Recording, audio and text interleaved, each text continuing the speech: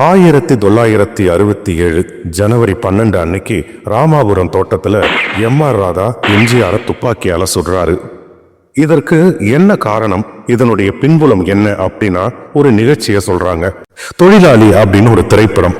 அந்த திரைப்படத்துடைய ஷூட்டிங்கின் போது எம்ஜிஆர் எம்.ஆர். ராதா சம்பந்தப்பட்ட ஒரு காட்சியில எம்ஜிஆர் இந்த பஸ் இனி தொழிலாளர்களின் நம்பிக்கை நட்சத்திரம் அப்படின்னு டயலாக் பேசணும். ஆனா எம்ஜிஆர் இந்த பஸ் தான் இனி தொழிலாளர்களின் தேயசூரியன் அப்படின்னு மாத்தி சொன்னாரு. இதனால கடுப்பான எம்.ஆர். ராதா சினிமாவுக்குள்ள உன் கட்சி சின்னத்தை கொண்டு வராத, வெளியே போய் பேசு என சண்டை போட்டிருக்காரு. இதனால கோபமான எம்ஜிஆர் படப்பிடிப்பை நிறுத்திட்டாரு. உடனே தயாரிப்பாளரான சின்னப்பா தேவர் வந்து 2 பேரையும் சமாதானப்படுத்தினாரு. இப்படியா 2 பேருக்கும் நடுவுல அரசியல் ரீதியா வளர்ந்த சண்டை தான் பின்னால தொடர்ந்து இந்த துப்பாக்கி சூட்ல முடிஞ்சது. இந்த துப்பாக்கி சூடு சம்பந்தமா நீதிமன்றத்துல விவாதம் நடந்த அப்ப எம்.ஆர். ராதா சொன்ன ஒரு பதில கேட்டு மொத்த நீதிமன்றமும் ஸ்தம்பிச்சு போச்சுங்க. அது என்னன்னா, அரசு தரப்புல இருந்து சொன்னாங்க லைசன்ஸ் இல்லாத துப்பாக்கிய எம்.ஆர். ராதா பயன்படுத்தினாருன்ட்டு. எம்.ஆர். ராதா கொடுத்த ஒரு தக்லெஸ் பதில் என்ன தெரியுங்களா?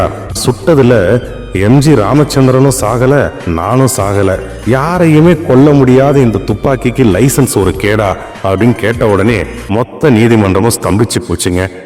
இதே மாதிரி இன்னொரு நிகழ்வும் நடந்தது. அது என்னன்னா, இந்த துப்பாக்கி சூட்டுக்கு பிறகு ஒரு முறை மலேசியாவுக்கு போயிருந்தாரு எம்.ஆர். ராதா. அங்க ஒரு கூட்டத்துல பேசுறதுக்கு முன்னாடி எம்ஜிஆர் ரசிகர்கள் ஆர்ப்பாட்டம் செய்யறதுக்கு தயாரா இருந்தாங்க. எப்படியோ இந்த விஷயம் ராதா காதுக்கு போயிருச்சு. அதனால மேடையில ஏறின உடனே அவர் சொன்ன விஷயத்த பாருங்களா. எம்ஜிஆரை சுட்டுட்டேன்னு ஆளாளுக்கு கூஷம் போடுறாங்க. உங்களுக்கு ஒன்று சொல்லிக்கிறேன், நானும் எம்ஜிஆரும் 50 வருஷமா நண்பர்கள்.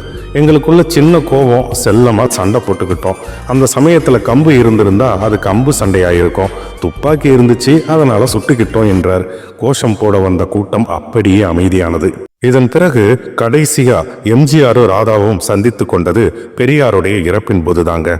அப்போது கூட இருவரும் பரஸ்பரம் நலம் விசாரிச்சுக்கிட்டாங்க. இதை போன்ற பல 100க்கும் மேற்பட்ட பதிவுகளை பார்த்து ரசிக்க நம்முடைய சேனலை சப்ஸ்கிரைப் பண்ணுங்க. நன்றி.